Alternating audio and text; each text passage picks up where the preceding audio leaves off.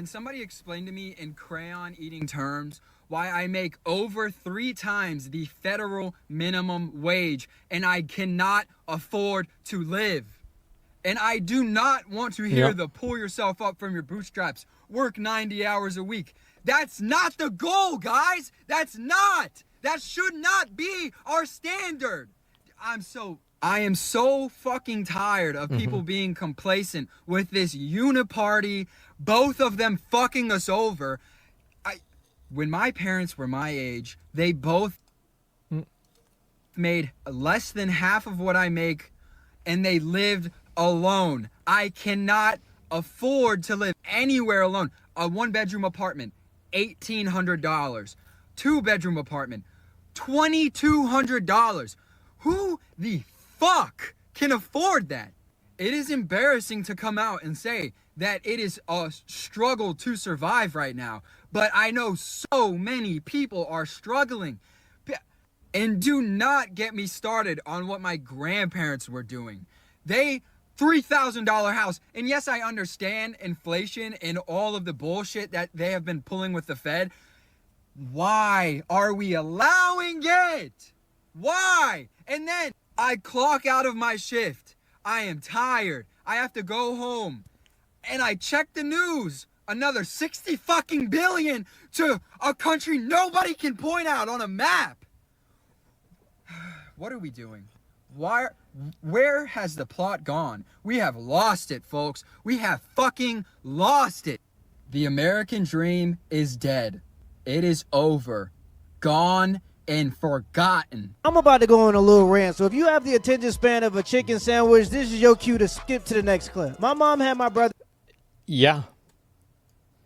By the way, I think that this is like, I saw this already.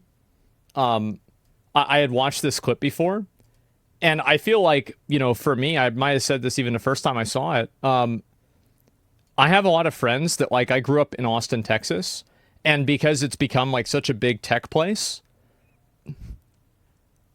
my friends can't even afford to live in the neighborhood that we grew up at. So they can't even afford, like, a lot of my friends are now priced out of Austin, and they're living, like, you know, in San Marcos or, you know, Georgetown or, you know, Cedar Park or something like that. They're priced out of the neighborhood that we all grew up in. It's nuts. I remember, like, Cody and Jeff came over, like, maybe, I don't know, it's like a month ago or something like that, maybe a bit more.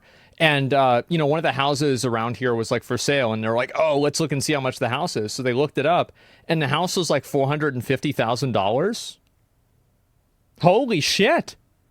Oh my God.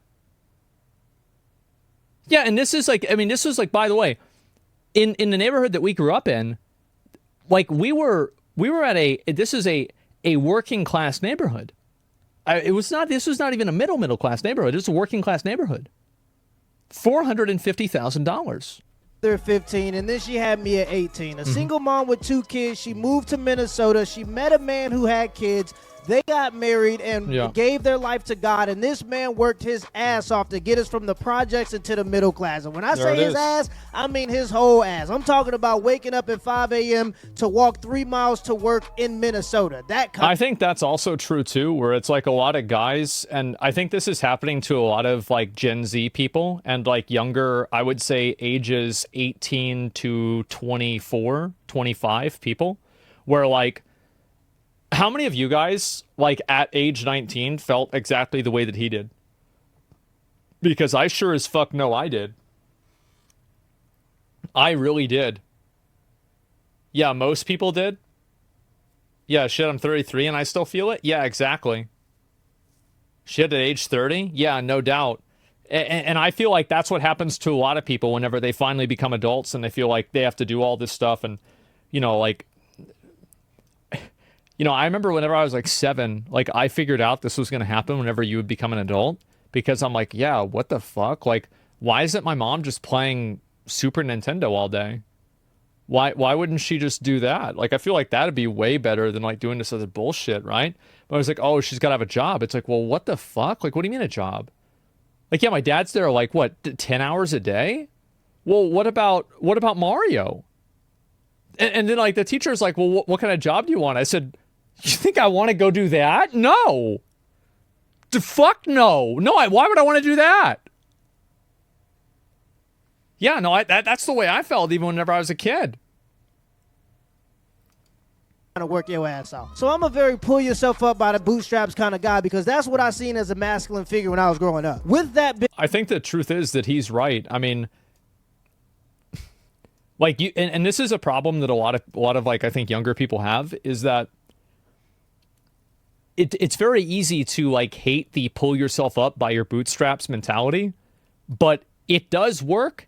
And it works at a much higher ratio than recording a video for TikTok in your car. And I'm not saying it works every time, but if you look at the ratio of effectiveness of pulling yourself up by your bootstraps versus recording videos about how bad the economy is, yelling at a phone, I mean, unless you become a YouTuber, you're probably going to be better off with the bootstraps. So I think that in this case, like, I think they're both right. Where it's like, it shouldn't be like this, but it is. Being said, if you want Gen Z to believe in capitalism, you can't allow companies and corporations to come in by 20... If you want people to believe in capitalism, you have to give them a achievable capital that they can work towards. Like, that's the whole idea of capitalism. Like, if you can't work towards capitalism, if you can't work towards capital, why the fuck would you want capitalism? Well, it makes sense, right? Sure. 25% of the single-family homes in America boost up the prices, charge exorbitant amounts of rent, tell Gen Z that they're basically never going to be able to afford a home, and then act surprised when they start turning into communists. The percentage of single-family homes in America that was... To be fair, I think, like... I mean, this same shit happened 10 years ago, whenever I was 23, right? Like, you remember, like, Occupy Wall Street and everything that happened then? That was a really, really big thing. And then it just kind of fizzled out and people moved on. So, yeah, I think this will keep happening, like, every 10 years. It happened in 2008? Yeah, but, like, Occupy Wall Street, I think, was, like, 2010. I feel like it was, like, around then. I could be wrong, but, like, that's how I remember it. By companies and corporations pre-COVID was 5%. Now it's 25%. And you know the solution that they try turning into communists. The percentage of single-family homes in America that was owned by companies and corporations pre-COVID was 5%. Now it's 25%. And you know I think this is a game exploit that needs to get patched, and I don't really know how. I don't think the devs have figured it out yet. But this whole exploit where these companies buy up houses in mass, and like one guy or like a group of people owns 3,000 properties, or one guy owns 150 properties. This is going to go towards neo-feudalism. It is. That is what's happening. Monopoly housing, it is. It's basically feudalism. Solution that they tried to push to Gen Z, tiny homes. Don't nobody want to live in an $80,000 shed. Nobody wants to. I mean, I do know one person who lived in a shipping container, but otherwise, he's right. He's absolutely right. Yeah, nobody wants to live in like one of these pods. With plumbing, people want enough space for a family. And the craziest part is nobody's talking about the death of the middle class. It seems like the right's focused on Israel and the left is focused on identity politics. And when they do talk about classes, it's never... Yeah, and then you got people like this guy who's focused on being able to fucking afford a house, and he's losing his goddamn mind sitting in his car. Never the middle class because it's not polarizing enough to get votes. So it's always tax cuts for the rich or more welfare programs for the poor. They never talk about the middle class. And it's such a divide and conquer tactic. And if you look, you can see it. Everybody's talking about what group they identify with, and nobody's talking. I'm gonna get into a conspiracy theory, right? I mean, I've already had like one group of people getting mad at me this week, right, for the Israel-Palestine stuff. Let's go for number 2. I think that the reaction to Occupy Wall Street was an intentional push of identity politics to divide people and make people less likely to focus their anger on the upper class. I think that it was done on purpose. It was a top-down agenda that was created by different like media organizations. I think it happened. Because the reason why is that if I was Rupert Murdoch, that's what I'd do. You know, like, I mean, yeah, that's the thing. So it's like, yeah, I think about it. It's like, how would you do that? Yeah, for sure. Yeah, because it would work. Talking about the fact that the middle class can barely afford food. And let's just be honest, our government on both sides is no longer working for the best interest of the people. They're working towards the best interest of the people that make the millionaires and their campaign donors. You can't tell Gen Z that they got to work a full-time job, drive Uber. Well, there's also another big problem, too, is that you can't have complex campaign messages because the average voter is stupid. And that's why all of the different campaign conversations and political conversations are devolving into, do you support genocide or not? Do you support trans women competing in women's sports? Let me think of some other ones. Should we have unlimited immigration into the country? Should you allow every single drug? And so, like, gas price, right? And so, like, yeah, dead birds, yeah. Like, and that's another one. That is a perfect example. Dead birds. The idea that one of the problems with wind turbines is that they kill a lot of birds. Or, sorry, like wind power. Do you want to know what percentage of birds are killed by wind turbines? It's like 1 or 2%, guys. Do you know what kills way more birds? Buildings. Birds fly into walls because they're stupid, and that's why they're not dinosaurs anymore. They're so stupid. They're birds. They just fly into a wall. They fly into a window. Like here. Move it.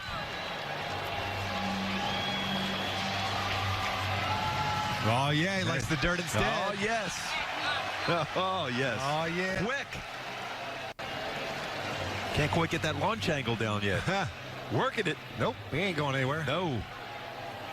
Worked all night to get these seats.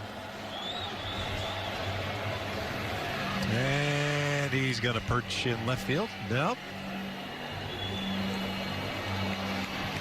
There he goes. He gone. He's in cruise control now. Oh, ran into the scoreboard. Down goes the goose.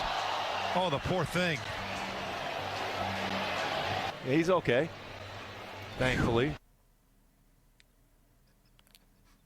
They're so stupid, man. They're so dumb. So that's what the birds are getting killed by. But the idea that these wind turbines are like, blenders, and they're just fucking killing every single bald eagle that exists in the world, and it's a fucking, like, just a massacre, and it's just bird after bird after bird, just killing them one after another. Like, that's such a stupid thing to think, but it's easy to visualize. It's accessible. It's a constant meat grinder. Yes, exactly. It's like a fucking, a slaughterhouse. And so that's the reason why also is because, as people get dumber and you want more people to vote for you, like you think about like, how many people is a conversation about interest rates accessible to? I'd say like maybe 10% of the population, of the voting population, can understand and appreciate a conversation like, and 10% is probably generous, right? But how many people can understand birds getting killed by a wind, by a fan, right? A wind tunnel. A lot of people can understand that because everybody's seen a bird fly into a wall. You see what I'm saying? So basically, politicians have min-maxed voting and the democratic process to focus only on the lowest common denominator values and make them as simple and black and white as possible. in order to make it to where more people can understand and vote for them. They've been min-maxed. A lot of people understand war. Yeah, you're right about that. No, I think that's what's happened too. In their spare time, and they're never going to be able to afford a home because they're going to get outbidded by a corporation and expect them to believe in capitalism. It's just not going to work. A daily reminder that these are the people that actually decide basically everything on behalf of the entire country, where our money gets spent, how much we pay in taxes, whether or not TikTok gets banned, what's considered freedom, what's not. These people probably don't even know how to attach a PDF file to an email. These people probably... That is, your take has nothing to do with the video? It does. The reason why it has something to do with the video is that it makes it harder for people to hold politicians accountable for bad financial policy and bad types of like financial and social programs because people don't understand them as well. That's the reason why. It's like that message just isn't as accessible. Don't even know That's how to my connect point. their phone to the Wi-Fi. These people haven't worked a real fucking job in probably 30 years. And also keep in mind that once you get voted into one of these political positions, you get paid at minimum like $200,000 for the rest of your life. So they can just sit in Congress, do absolutely nothing, and just age gracefully, in quotation marks. The worst part about elderly people being in political power is that they're not even going to have to live through the decisions that they are making on behalf of everyone else. They'll be gone by the time the actual real consequences come from their actions that they're deciding on right now. It just makes me sick. And if you look down there, I don't see a single person that looks like they are even at the age of 40. Every single one of these people is 60 plus, and there's a reason for that. Now that we talked about I disagree with that, by the way. I disagree with that mindset. I think that's silly because I think a really good argument against that is Bernie Sanders. I don't think that we should have term limits because if we have somebody who's good at their job, I don't want to get rid of them for an arbitrary reason. I think and also there are also politicians and people that are young who are also incompetent and stupid. It's not like like old people have a monopoly on being stupid. I mean, maybe with computers they kind of do, but with a lot of other things, no, I don't think that's the way you should look at it. Z, let's talk about the boomers for a little bit. And this rant is inspired by one of my favorite comedians, Tim Dillon. The boomers are extremely selfish and condescending, and they've convinced themselves that the only reason they prospered is because of hard work. They started with the sexual revolution to rebel against their parents, and then those hippies turned into capitalists and materialists. And to be honest, the sexual revolution wasn't even a rebel. It was just a selfish desire to indulge in sex. And because they came from strong nuclear families... My dad's take on this is that as soon as the Vietnam War was over and the draft stopped happening, a lot of this shit cut the fuck out. And he thinks that a lot of the reasons why this happened is just simply because people didn't want to get sent over to fucking Vietnam. Many of them ended up getting married. They bought houses for $30,000, and they love to brag about how that house is now worth $500,000. They got all the benefits of the nuclear family, and then they taught their kids they don't need family, they just need a Ferrari. Now they're hogging up all the real estate and all the positions of power. People who haven't worked for 30 years are making decisions on middle-class people that gotta work for every day. They refuse to acknowledge the fact that their grandkids can't afford a $400,000 three-bedroom home. There it is. And Yeah, instead see, of that's helping exactly, them with yeah. their positions of power, That's how they it was want to for me. line their own pockets. It's absolute insanity. I saw this the other day, and like this is a good example of this, which is like kind of crazy. Let me see if I can find it. Give me a second. Where is it? No. Yeah. So Jeff Goldblum refuses to leave money for his kids. He says, row your own boat, which is like, this is apparently not completely true, but it's the same mentality, right?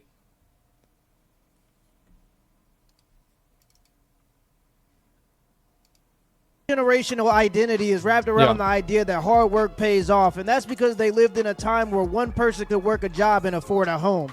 I do think hard work does pay off, and it pays off at a much higher ratio than complaining about capitalism. It does. That's the bottom line. Like, I understand that it doesn't always pay off. But the truth is that if you don't work hard, the chances are that you will not be successful and you won't make any money and you're going to be fucked. Not anymore.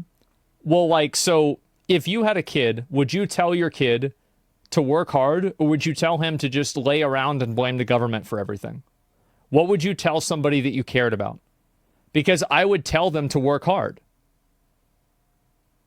Lay around? Well, a mix of both. Yeah, sure, right? But like, what I'm saying is I would tell them to work hard, because even if it doesn't work as much, it's still better than nothing else. Like, I understand that, like, people are demoralized and they don't want to do it, but, I mean, you don't really have a lot of other options right now. Like, what are you going to do? I mean, that's really the truth, and it doesn't, like, and this is the problem, right? It's like, if I say this, it doesn't, people might be thinking that I'm justifying it, which I'm not.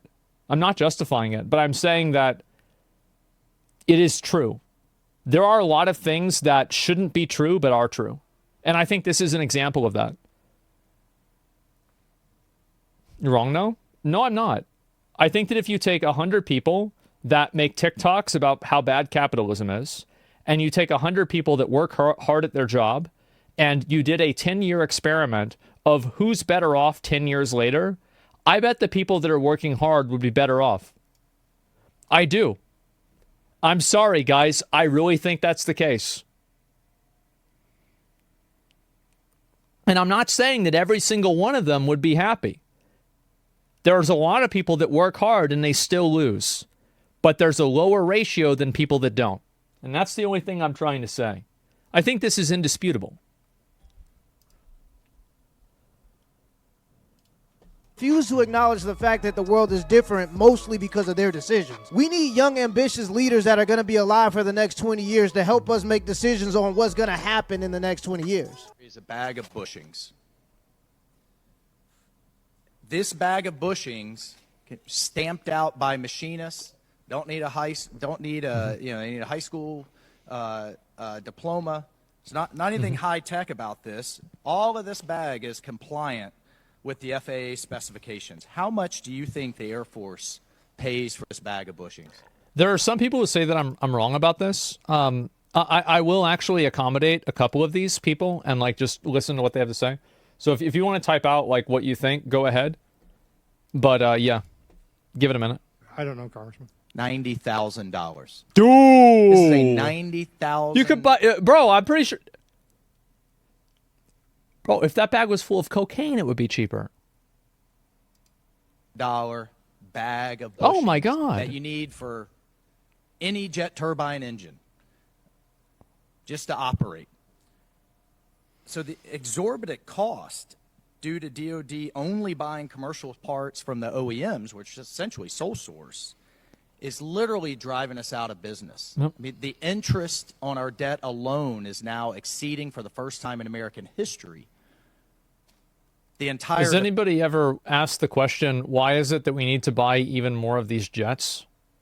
Because I feel like that's kind of like another subtext here, is that, yes, obviously the screws and bolts are overpriced, but maybe we don't need to be buying them, and maybe we don't need to be creating a need for them in the first place. But okay. Defense budget. We can't afford it anymore. Bingo. People do not want to see... Yeah, so I'll go ahead and I'll listen to this. What is this here? You can't accommodate trailer park life? Come to the trailer park, bro? Okay, let's just... I don't want to waste my time with this. This is stupid, and it's just going to waste everybody's time. Yeah, working hard has a higher rate of success than sitting around and complaining about capitalism, guys. Sorry to say. Their tax money go to wars in other countries that they cannot even point out on a map when we have homeless people shooting up fentanyl on the streets. And everybody's talking about Israel and Palestine, not even realizing that it's another divide and conquer tactic. I'm team no World War III. How about that? I'm team no World War III. Let's help the homeless people here in America with our American tax dollars. Also, why are we expected to give more money to a government that's been proven to be bad with money? What other entity gets that privilege? If I was a person or any other entity and I walked into a bank with the spending habits that America has, they would laugh me out of the room. I know who. People that give student loans. But us as Americans who go to work every day are just expected to give them more money when they've proven to be bad with money. What needs to be happening here is that black Americans and white Americans and Latino Americans are all getting together and saying, we're fucking Americans and you're not gonna fuck with us. If they're Americans and you come here from your shithole country and you fuck with us, you're gonna be dealt with. That needs to be the policy. Running up and down the streets, punching people, fucking doing whatever the fuck they want, beating up the cops, flipping the cops off. They divided us intentionally in 2020 so that this exact unity wouldn't happen when they did this shit. I think he's completely right about this. Like, he's 100% right. I totally support this. Outside of the flicking the cops off. I think if you want to flick the cops off, that's okay.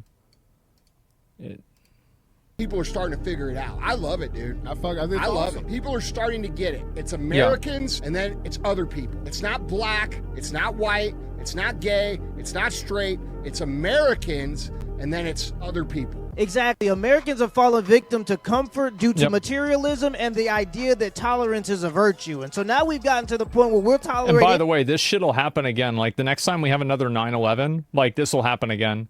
Because, like, after 9/11, this happened. Like, it was like a Helldivers 2 situation where it's like everybody wanted to join the military, people were super patriotic, and, like, everything was going on, and everybody was on the same side for, like, I don't know, I'd say, like, 5 years, right? Maybe a little bit less, a little bit more. And, yeah, but it takes, like, some sort of, like, other force for people to, like, unite against them. There's, like, I think it's, like, an ancient, like, Arab quote, I'm not sure. It's me against my brother, me and my brother against my cousin, me and my brother and my cousin against the world. And I think that that's really kind of what happens, is that as soon as you get to the point where there's no other outside force, people start fighting with each other. Anything as long as there's some level of comfort. The rich know that in tough times, people need someone to blame. And so Americans have been divided into so many subcategories that we forgot that we all Americans. Our government is supposed to work for the people, but they're being bought out by rich lobbyists. Yeah, somebody said in chat, they said, my name is Muhammad. I didn't feel that way. No, you're right, bro. Like, you got fucked. You 100% got fucked. Like, that's why I explicitly did not say, you know, like, Muslims, Arabs got massively fucked with that. To influence their decisions based on campaign donations. And we Same don't with, even like, notice that Asians we all during get COVID. bent over because everybody's blaming Like their Jewish hardship people on the now. opposing group. We got to remember that white Americans are the same people that damn near overthrew a government over a 2% tax. American black people are the same people that endured through slavery, built Black Wall Streets, and were the highest married demographic up until the 60s. It's almost as if we've forgotten who we are and the types of people that our ancestors had to be to get us to this point. The companies that are in power and our current government's worst nightmare is for Americans to remember who we are and who we came from. We've become tolerant of treatment that our ancestors would never allow. Let me know in the comments below if this video was a W or an L, and give me the HBO special. That's a help brother out special. Hit the like and the subscribe button for more content. Till next time. Yep, I completely fucking agree with, like, literally everything. Like, I totally fucking agree with that. Absolutely. Link the video. I want to like it. Yeah, this guy's great. I love this guy. This is the first video I've ever seen of his, and I'm glad I watched it. Yeah, this is really, really good. Give me a second. Just close that out. Have you seen Rock, Paper, Scissors 2? Yeah, I think I did actually watch that. I'm not going to watch that right now. Makes decent videos. Yeah, it's like, I think that's one of the issues is that there's, like, a lot of problems that, and this is a big difference that I think people have, is that they mistake, like, patriotism or nationalism for patriotism. And I think that it's, people view somebody like this guy, or, for example, like this guy here, as, like, criticizing America and, like, hating America. And, like, I don't think that whenever you are critical of the government necessarily means you hate the government, right? It's not like you hate the country. You just don't like it being the way that it is right now. And, yeah. He's trying to fix it? Yeah, exactly. Like, that's like the opposite even. And so I didn't feel any hate from him. Yeah, but, like, you'll see people that say that both government and companies are using the power of stupid, which I think 100% works with dividing the people. Well, the reason why the power of stupid works is because there's a lot of stupid people. I mean, duh. Right? I mean, fucking duh.